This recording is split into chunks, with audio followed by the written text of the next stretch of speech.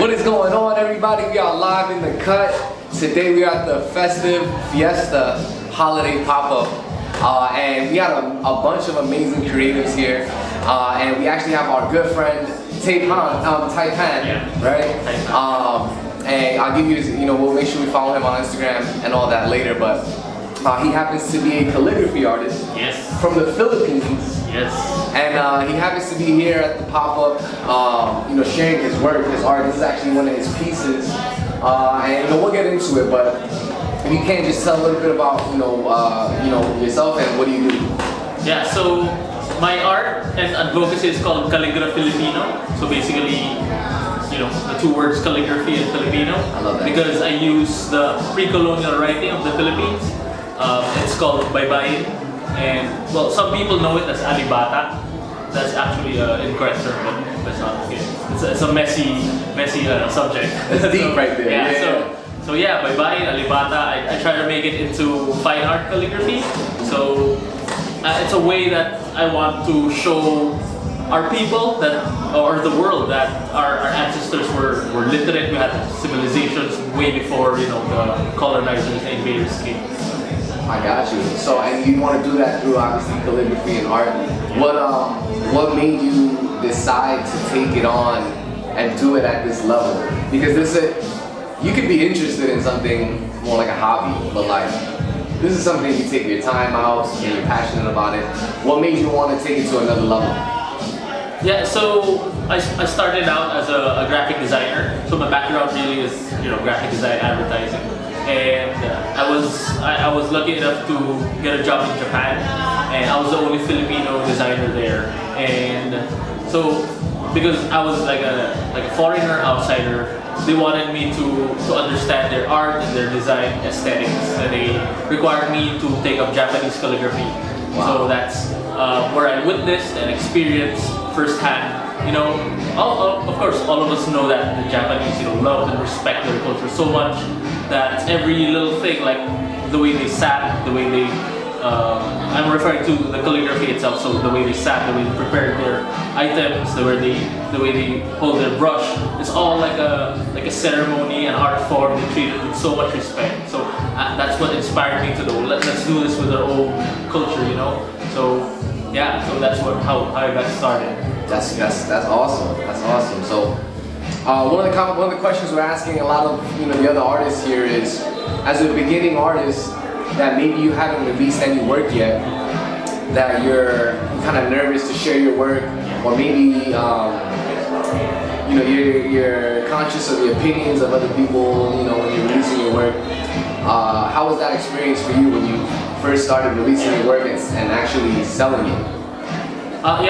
So the great thing is with social media nowadays, you can get a huge audience just by posting through online. It's free. It's a great platform and tool you can use to put out your art, and hopefully you get positive criticism when you put your work out there. Maybe there are some negative criticism. Well, that comes with everything. So I guess it's a good thing to be open to suggestions, to criticism from an outside perspective. Because I know as artists, we are very protective of our craft. If people criticize it, sometimes we take it personally. We are hurt by it. But sometimes it's also good to be reflective. Let's see these criticisms. If they're valid, you might want to take into consideration what they have to say. So, but it's also up to you in the end if you want to stick to your guns, that you don't want to modify what you're doing. So I guess I don't know. At the end of the day, it's up to you if you want to cater to the wider audience, but it's important that you still have your own input, your own style to it. So nice, I like that, and I agree with you. As far as kind of taking the constructive criticism, but also being humble about it and not saying that it's a personal issue or a personal thing with whoever's giving you the criticism. So I got one more question for you, but I know you had, I do want to show off your art, and I know you wanted to do some live calligraphy. So we get to see this art form live, and while you're doing it, I guess I'll bring this closer to the camera, and then you can share it. So I'm gonna ask one more question after this, but he's gonna do this live, and while he shares, while he does the calligraphy, I'll share you guys his photo right here. So, what should we be doing? Are we doing the live in the cup one? Yeah, names. Oh, the names. So, John or Jive? If you do Jive, that'd be great. Oh yeah, Jive. And then, this one. Yeah, and then Ashley. Yes, perfect. So, this is it right here. Let's see if you guys can get a nice, this is a great view right here. Let me put this right here. Go ahead, bro. So my design for that is the Maranao Okir. So it's from the southern Philippines. It's more Islam influenced. It's very the particular design for that is like very colorful. It's actually an architectural design. So they use it around their houses and stuff. Nice. And then the paper I use is abaca paper, which is I think endemic in the Philippines or from the Philippines. Yeah. So, wow. So everything about it. You can see guys the textures on it. That's why. Alright, cool. So while he does that, I'm gonna bring this up here again so you guys can see the details on this. See the colors. This is the paint, the paper he was sharing. See the different colors. Wow, this detail in here, bro, is crazy. Let me bring this closer. Let me see if I could. Yeah, there we go. You guys see this?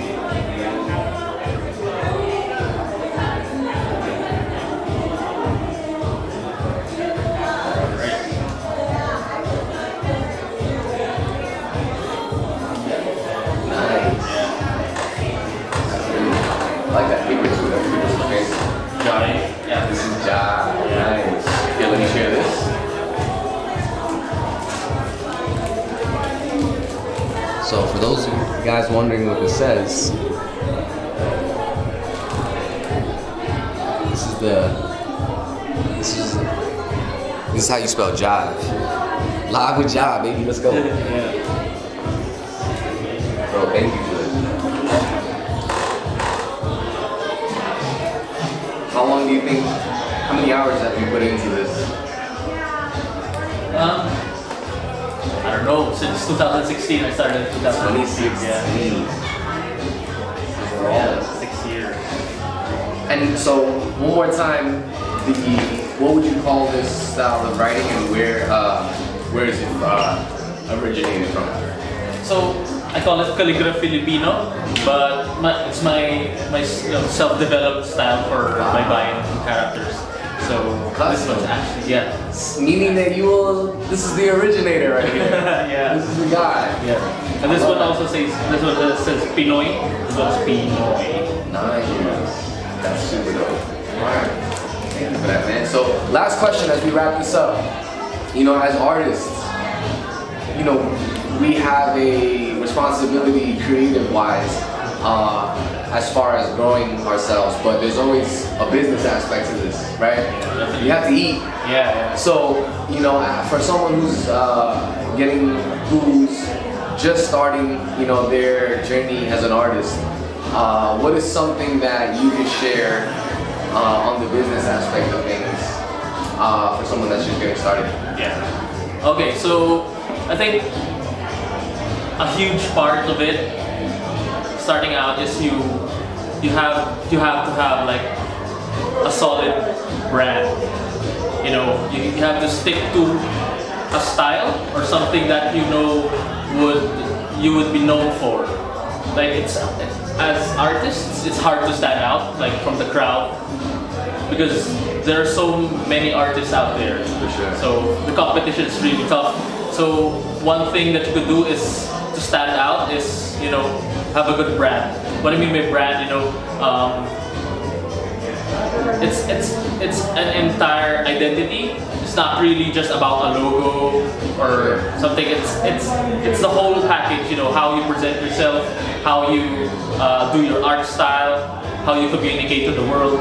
You know, if for example here at the event there's a lot of sort of like street inclined artists, and they do that. They do a great job of branding themselves as that. You know, from the clothing, the way they market themselves, the way they communicate.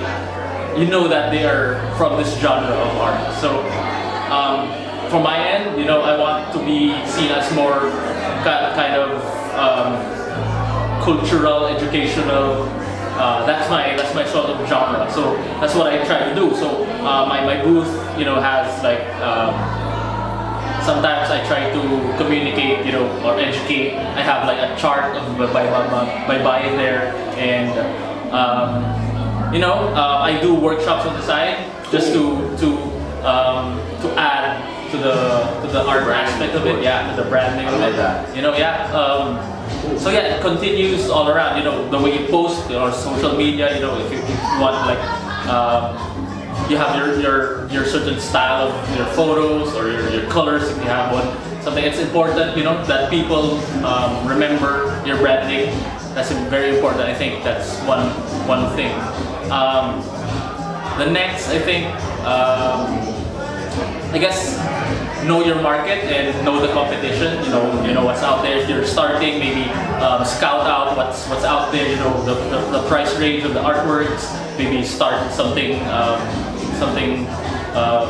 below what's on the median of the market. You know, if you're starting out, but if you're like coming up, then you can. It's okay to increase the prices. Demand a little bit more. Yeah, you can demand a little more. You know. What else?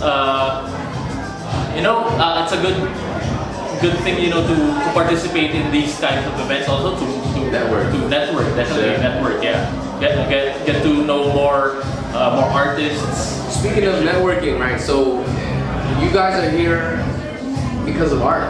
Yes. So you guys literally came from the Philippines because of art was your game plan. Yeah. So the story behind that is I was a recipient of a grant in the Philippines for a art exhibit. It was supposed to be a local exhibit back in the Philippines, but I got some contacts in San Francisco actually. So they were very open to having my exhibit there, and then, everything went. And now we are here. Yeah. We're allowed to come. So hey guys, I'm Taipan Lucero, and my art is Calligraphy Filipino. You can follow me on Instagram, Facebook, Taipan Lucero. So it's TAIPANLUCARO. I also have a website, but it's not updated because, you know, we're working on it. Working on slowly. it. Yeah, well, Instagram is very easy to update, so that's where I'm more active. Follow him on Instagram. This guy, his work is on there. Trust me, you'll be. You can thank me later. Yeah, thank you. And then yeah, you can close it off, man. So I'm Taipan Lucero. We're live in the cut. Let's go. Let's go. Appreciate you, brother. Thank you so much. Peace. Yeah. Let's go. Let's go.